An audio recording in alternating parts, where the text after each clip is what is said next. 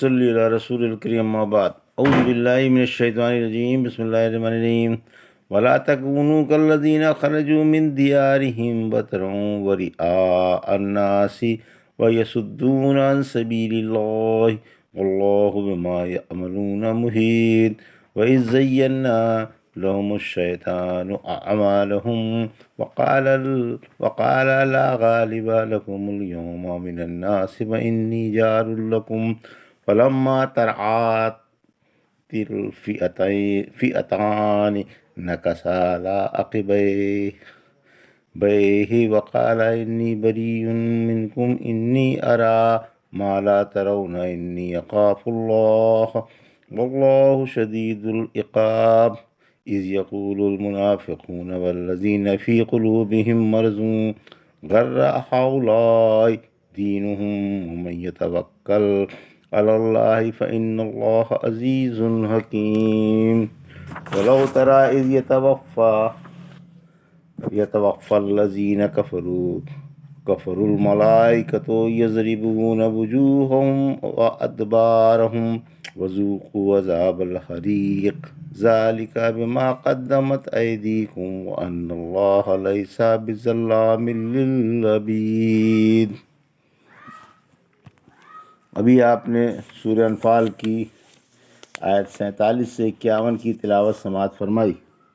ان آیتوں کا ترجمہ و تفسیر اس طرح ہے: وَلَا تَكُونُوا كَالَّذِينَ خَرَجُوا مِن دِيَارِهِمْ بَطْرًا وَرِئَاءَ النَّاسِ وَيَصُدُّونَ عَن سَبِيلِ اللَّهِ وَاللَّهُ بِمَا يَعْمَلُونَ مُحِيطٌ۔ آیت 47۔ وَإِذْ زَيَّنَ لَهُمُ الشَّيْطَانُ أَعْمَالَهُمْ وَقَالَ لا غالب لكم اليوم من الناس وإني جار لكم فلما تراءت الفئتان نكص على عقبيه وقال إني بريء منكم إني أرى ما لا ترون إني أخاف الله والله شديد العقاب۔ آیت 48۔ إذ يقول المنافقون والذين في قلوبهم مرض غر هؤلاء دينهم ومن يتوکل علی اللہ فإن اللہ عزیز حکیم۔ آیت 49۔ ان آیتوں کا ترجمہ: تم ان جیسے نہ بنو جو اتراتے ہوئے لوگوں کے دکھاوے کے لیے اور لوگوں کو اللہ کی راہ سے روکنے کے لیے اپنے شہروں سے روانہ ہوئے، اور اللہ ان کے عمل گھیرنے والا ہے۔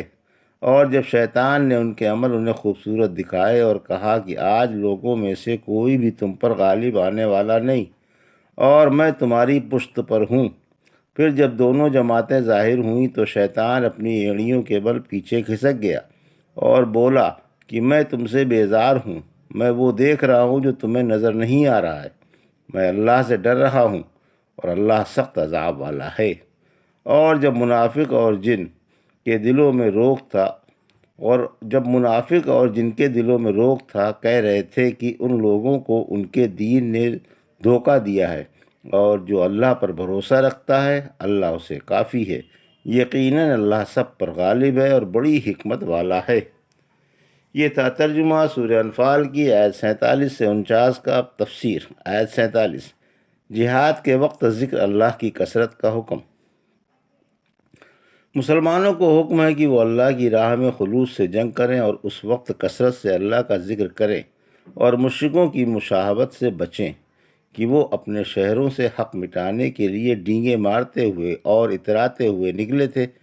چنانچہ جب ابو جہل سے کہا گیا کہ قافلہ بچ کر نکل گیا ہے، اب واپس چلو، تو اس نے جواب دیا نہیں، اب ہم واپس نہیں جائیں گے جب تک کہ چشمہ بدر تک پہنچ کر وہاں نہ ٹھہریں اور اونٹ ذبح کر کے نہ کھائیں اور شرابوں کے جام نہ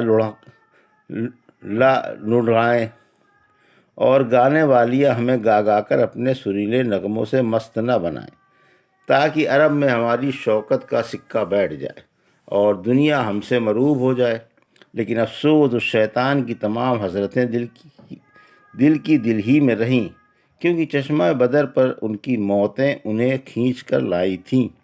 یہیں یہ لوگ ذلت کے ساتھ مارے گئے اور یہیں ایک گڑھے میں ان کی لاشیں گلی سڑی اور دنیوی ذلت کے ساتھ ساتھ آخرت کے دائمی عذاب میں الگ مبتلا ہوئے۔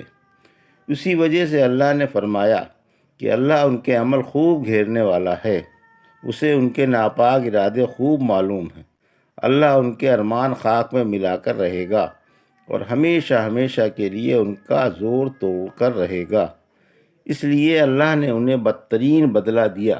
اس آیت میں انہی مشرکوں کا بیان ہے جو اکڑتے اتراتے پوری شان و شوکت کے ساتھ مکے سے اللہ کا نور بجھانے کے لیے نکلے تھے اور اللہ کے رسول سے میدان بدر میں جا بھیڑے تھے۔ یہ لوگ اپنے ساتھ گانے والیاں اور باجے بھی لیتے گئے تھے۔ چنانچہ اللہ نے یہ آیت اتاری کہ مسلمانوں، تم ان جیسے نہ بنو اور ان کی چال ڈھال سے الگ تھلگ رہو۔ آیت 48، شیطانی بہلاوے۔ شیطان ان کے کام انہیں اچھے دکھا رہا تھا کہ تمہاری نقل و حرکت نہایت نیک ہے، ارادے بخیر ہیں، عزم مبارک ہے اور طاقت مانی ہوئی ہے۔ تمام عرب تمہارا لوہا مانتا ہے، تمہاری طرف کوئی ٹیڑھی نگاہ سے بھی نہیں دیکھ سکتا۔ دنیا کی کوئی طاقت تمہیں ہرا نہیں سکتی اور تم بڑے بہادر اور جنگجو ہو۔ کامیابی تمہارے قدم چومے گی اور میدان تمہارے ہی ہاتھ رہے گا۔ تمہارے پیچھے اولاد بکر مکے پر حملہ نہیں کر سکتی۔ میں تمہارا پشت پناہ ہوں اور ہر طرح کی حمایت کے لیے تیار ہوں۔ یہ کمبخت سراقہ بن مالک کا روپ دھارے ہوئے تھا۔ ان کے سامنے نمودار ہوتا ہے اور کہتا ہے کہ میں اس علاقے کا سب سے بڑا ہوں۔ اولاد مدلج سب میرے اشاروں پر مارنے مرنے کو تیار ہیں۔ میں تمہارا سچا خیر خواہ ہوں اور تمہاری حمایت میں کوئی دقیقہ اٹھا کر نہ رکھوں گا۔ شیطان کا تو کام ہی یہ ہے کہ وہ جھوٹی امیدیں بندھائے۔ سورہ نساء کی آیت 120 میں فرمایا، شیطان لوگوں سے وعدے کرتا ہے اور انہیں امیدیں بندھاتا ہے اور دھوکہ دینے کے سوا اور کچھ نہیں کرتا۔ ابن عباس فرماتے ہیں، بدر کے دن مشرکوں کے ساتھ شیطان بھی اپنا جھنڈا اور لشکر لے کر چلا اور مشرکوں کے دلوں میں یہ بات پھونکتا رہا کہ آج تم کو کوئی نہیں ہرا سکتا اور میں تمہارا پشت پناہ ہوں۔ پھر جب دونوں فوجیں بھڑ گئیں اور شیطان نے فرشتوں کا لشکر مسلمانوں کی مدد پر دیکھا تو دم دبا کر بھاگا اور کہنے لگا کہ مجھے فرشتے نظر آ رہے ہیں جن کو تم نہیں دیکھ سکتے، اور مجھے اللہ کا عذاب دکھائی دے رہا ہے۔ اللہ کی پکڑ بڑی سخت ہے۔ مالک بن ربیعہ بدری صحابی ہیں۔ آپ کی بڑھاپے میں بینائی جاتی رہی تھی۔ فرماتے ہیں، اگر میں بدر میں تمہارے ساتھ ہوتا اور میری بینائی ہوتی تو میں تمہیں بدر میں وہ گھاٹی دکھاتا جہاں سے فرشتے نمودار ہوئے تھے۔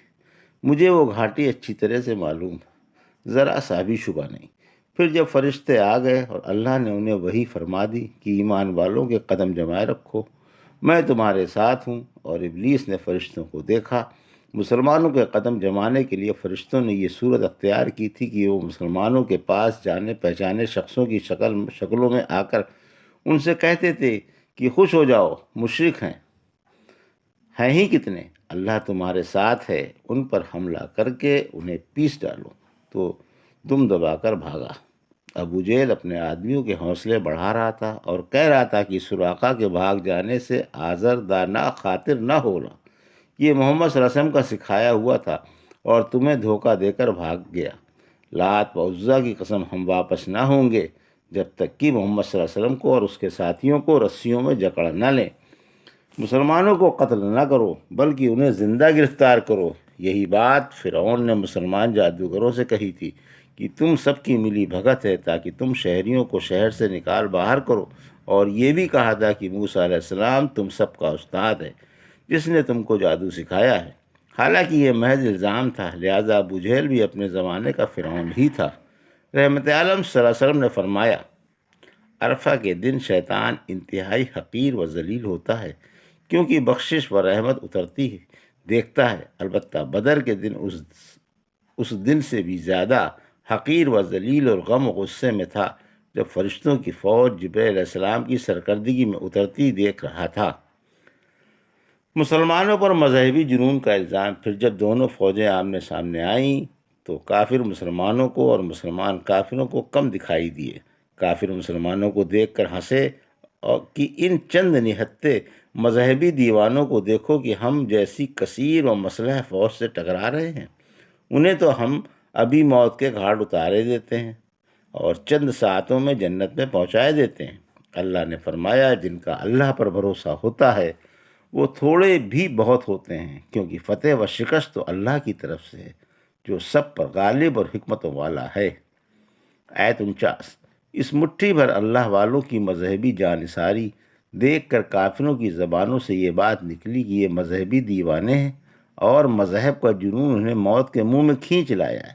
ابو جہل نے ایک ٹیلے سے اللہ کے رسول صلی اللہ علیہ وسلم کو اور مسلمانوں کو حقارت کی نگاہ سے جھانک کر کہا، اللہ کی قسم آج کے بعد روئے زمین پر اللہ کی عبادت نہیں کی جائے گی اور بزوریا دین مٹا دیا جائے گا اور بزور یہ دین مٹا دیا جائے گا۔ لیکن حق تعالیٰ فرماتا ہے کہ اللہ پر بھروسہ کرنے والے مٹھی بھر انسان دنیا پر چھا جاتے ہیں اور بڑے بڑے سرکشوں اور جباروں سے اپنا لوہا منوا لیتے ہیں، کیونکہ ان کا اسی پر بھروسہ ہوتا ہے جس کے ہاتھ میں عزت و ذلت، حکومت و سلطنت اور غلبہ و اقتدار ہے۔ اللہ والوں ہی کا غلبہ ہوتا ہے کیونکہ وہ غلبے کے حقدار ہوتے ہیں۔ وَلَوْ تَرَىٰ إِذْ يَتَوَفَّى الَّذِينَ كَفَرُوا الْمَلَائِكَةُ يَضْرِبُونَ وُجُوهَهُمْ وَأَدْبَارَهُمْ وَذُوقُوا عَذَابَ الْحَرِيقِ۔ آیت 50۔ ذَلِكَ بِمَا قَدَّمَتْ أَيْدِيكُمْ وَأَنَّ اللَّهَ لَيْسَ بِظَلَّامٍ لِّلْعَبِيدِ۔ آیت 51۔ ترجمہ: کاش تم دیکھتے جب فرشتے کافروں کی روحیں نکالتے ہیں تو ان کے منہوں پر اور کمروں پر چوٹیں مارتے ہیں اور کہتے ہیں کہ جلن والا عذاب چکھو، یہ ان کاموں کا بدلہ ہے جو تم نے پہلے سے بھیج رکھے تھے، اور یاد رکھو اللہ بندوں پر ظلم کرنے والا نہیں۔ تفسیر۔ آیت 50۔ اے پیارے نبی صلی اللہ علیہ وسلم، اگر آپ فرشتوں کو کافروں کی روحیں قبض کرتے ہوئے دیکھ لیں تو آپ ایک عظیم و ہولناک منظر دیکھ لیں۔ اس وقت فرشتے ان کے چہروں پر اور کمروں پر بری طرح سے چوٹیں مارتے ہیں اور ان سے کہتے ہیں کہ جلن والا عذاب چکھتے رہو۔ یا یہ مار بدر کے دن پڑ رہی تھی۔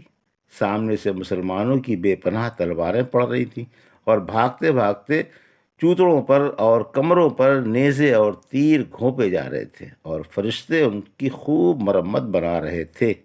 آیت 51۔ یہ ظلم نہیں بلکہ بدعمالیوں کی سزا ہے، یعنی دنیوی زندگی میں تمہاری بدعمالیوں کی یہ سزا ہے۔ اللہ کسی پر ظلم نہیں کرتا، ہاں حق اور انصاف سے عملوں کا پورا پورا بدلہ ضرور دیتا ہے۔ اللہ فرماتا ہے، اے میرے بندو، میں نے اپنی ذات پر ظلم حرام کر لیا ہے اور اسے تم پر بھی حرام فرما دیا ہے، لہذا تم آپس میں ایک دوسرے پر ظلم نہ کرو۔ اے بندو، میں تمہارے عمل ہی گھیرے ہوئے ہوں۔ پھر جو شخص اچھائی پائے اسے میری حمد کرنی چاہیے، اور جو برائی پائے اسے اپنے اوپر ہی لعنت بھیجنی چاہیے۔ یہ تھا سورہ انفال کی آیت 47 سے 51 کا ترجمہ اور تفسیر جو بھی آپ نے سماعت فرمائی۔ بارک اللہ لی و لکم فی القرآن الحکیم و نفعنی وایاکم بآیات الذکر الحکیم۔